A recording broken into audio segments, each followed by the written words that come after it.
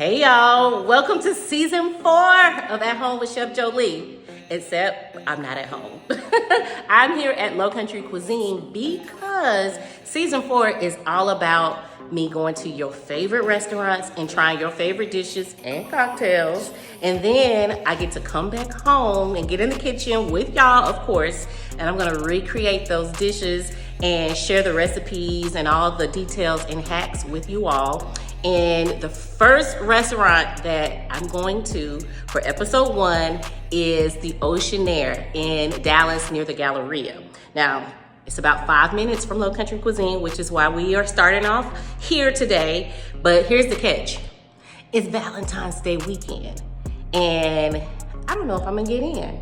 I didn't think about that before I planned it, or I would have made a reservation. So let's see if we can get a table for one on Valentine's Day. Hopefully they don't think I'm lonely and sad because I'm gonna be in there eating by myself. But who cares? As long as the food is good and the drinks are cold, that's all we need. So remember to like, comment, and subscribe. And let's go ahead. Let's get out of here. Let's hurry up because it is Valentine's Day weekend. So come on, let's go eat.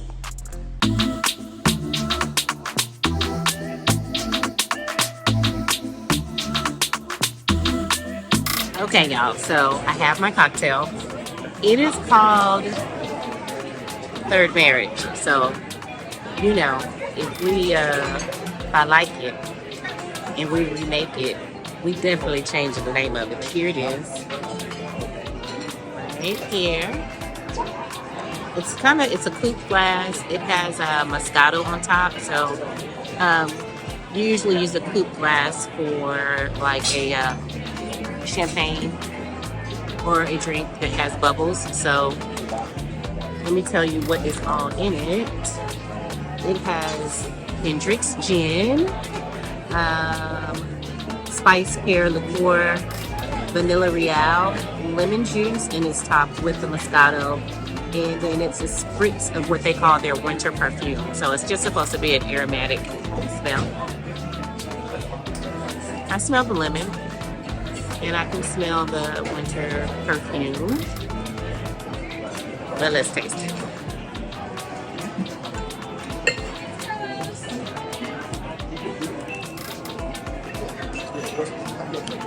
That's interesting. I think it's a spiced pear. Then I'm tasting that tastes like cinnamon, which makes sense. I can feel the vanilla too.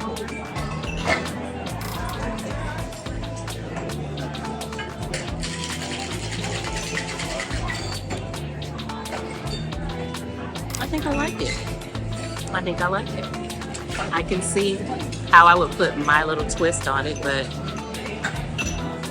it's refreshing, not too sweet.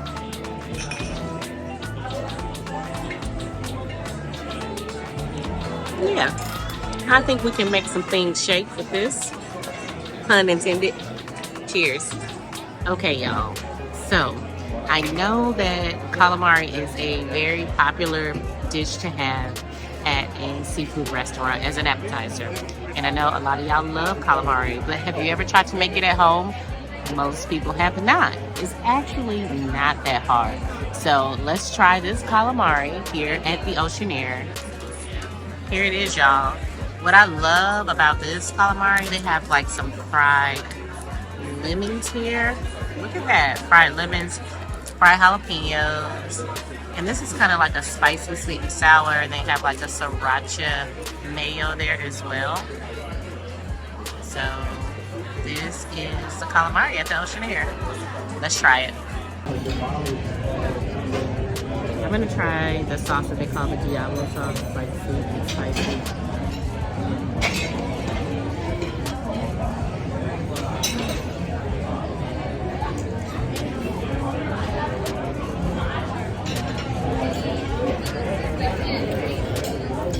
Pretty good. The sauce, that Diablo sauce, is pretty much, you know how you go to restaurants and you order calamari and they have like a sweet Thai chili sauce? It's pretty much what it tastes like. It's a little bit spicier than that, than most of those sauces. But it's pretty much that. We're gonna have like this sriracha mayo. It's not that spicy though. He said, the bartender said that on a scale of 1 to 5, that this dish was about a 3 in terms of spiciness. It's like a 1.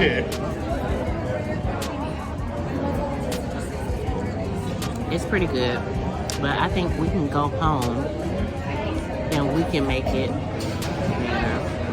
So why don't we do that? Why don't we go home, get in my kitchen, and I'm gonna teach y'all how to make the most amazing fried calamari. We're gonna fry some jalapenos and some serranos, just like they have it.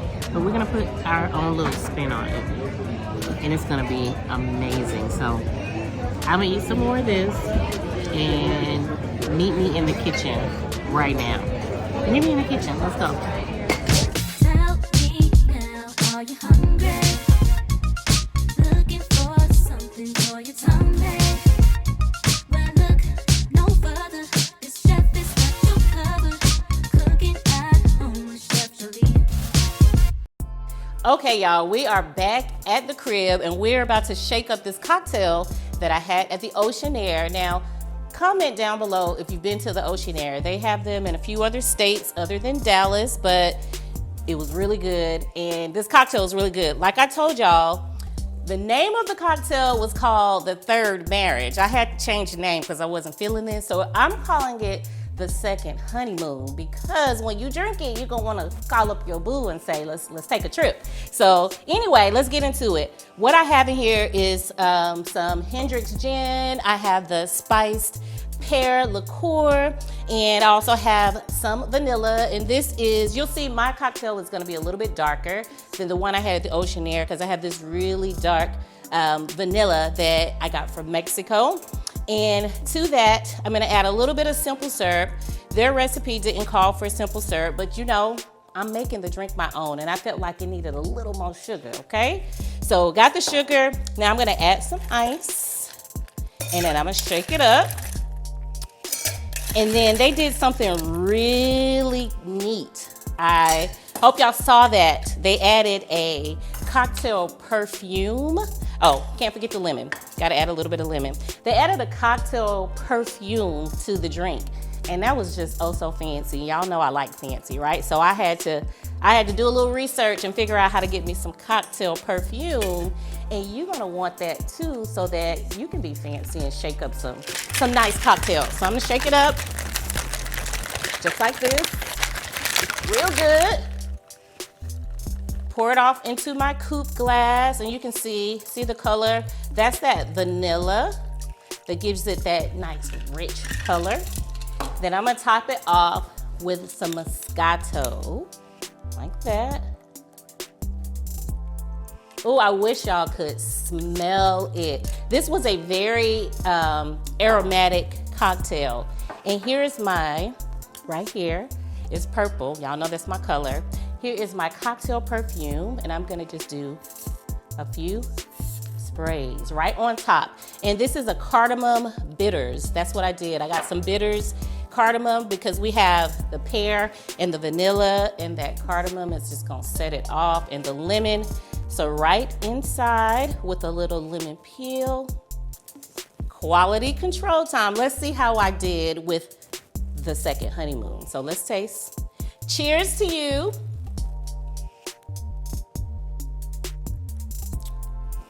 Oh, y'all, I think I did pretty good. I think my version might be a little bit better. You get the aroma of the pear and that cardamom and the lemon. So good. The recipe is gonna be down in the description, so go ahead down there, get the recipe so you can make the second honeymoon. Cheers.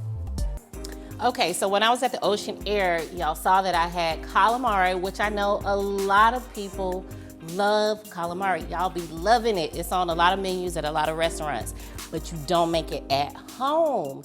And guess what? It's super simple, super easy, not a lot of ingredients. I'm gonna show you how to do it, Right here, you're gonna be doing it all the time. See, I got my gloves on, right?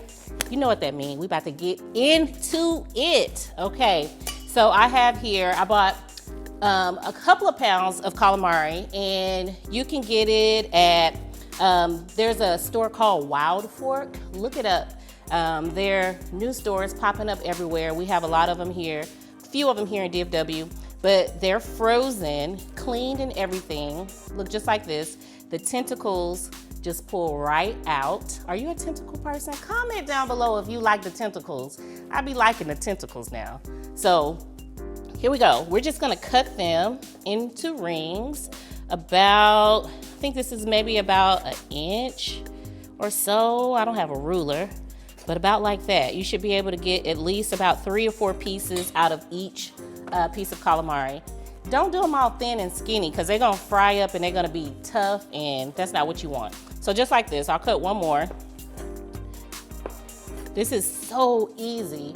Once you get my recipe, which is gonna be down in the description box, you're gonna be wondering why you never did it before. So, you know, the thing about calamari that makes people not like it is that sometimes it could be super tough, but how you avoid that is by soaking your calamari, just like I have here, in some buttermilk, okay? You can use milk, but buttermilk has a little bit more acidity. It's gonna help break that calamari down, make it nice and tender. I put a little bit of kosher salt in there, and that's really it. So next, you have your flour mixture. I have all-purpose flour in here, some cornstarch, a little bit of baking powder, a dab of douille. You know I got a dab of douille in here. You know, the link to purchase you some is down in there, but if you don't have it yet, you can put your favorite all-purpose seasoning in here. And then I have a little cayenne and a little paprika for some color.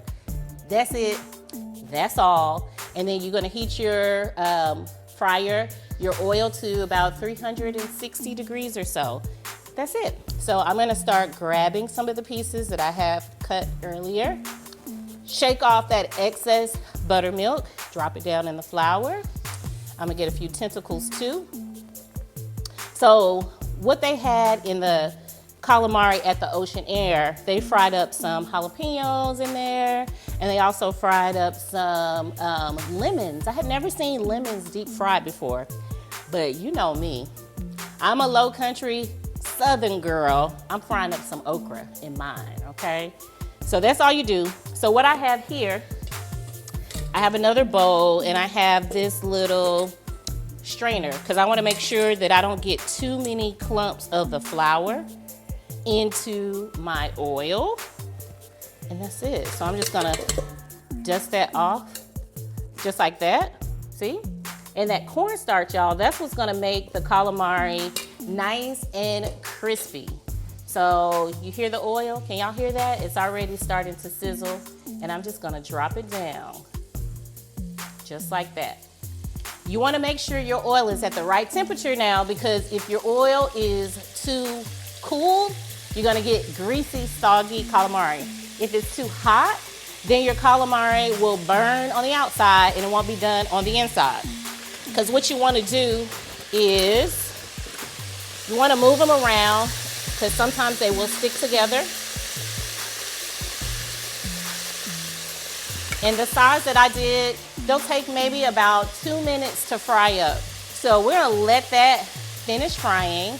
And then when I come back, I'm gonna put it together with this lemon aioli and also some marinara sauce and that okra. And I got me some fried red chilies, and we're gonna eat it. I think I put my twist on the Ocean Air's calamari, and you know, we got our razzle dazzle going on right here. So we'll be right back so you can see what it looks like when it's all done, and so we can taste it too. Okay, y'all, you can't tell me that was not super easy. Take a look at it. We just grilled us a little bit of a lemon on a cast iron grill pan.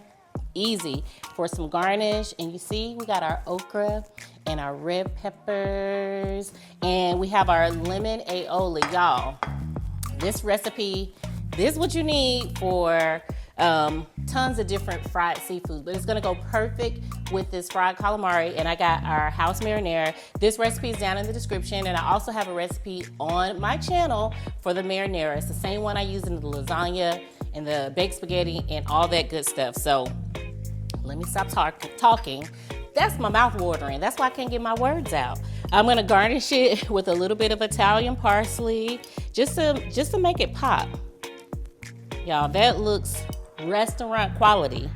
This is what I want for y'all at home. I want you to have restaurant quality food. So let's taste it.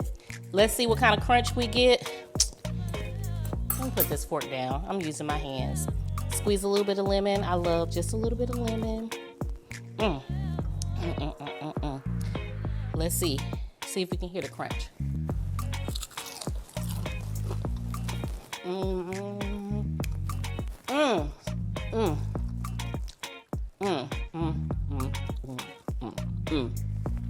Did I tell y'all that the calamari was only $5.88 per pound?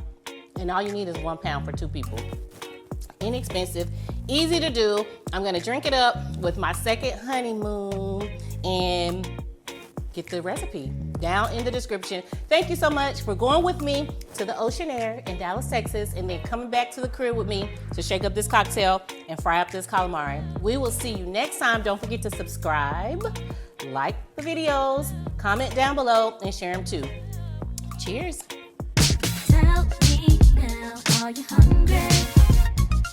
Looking for something for your tummy?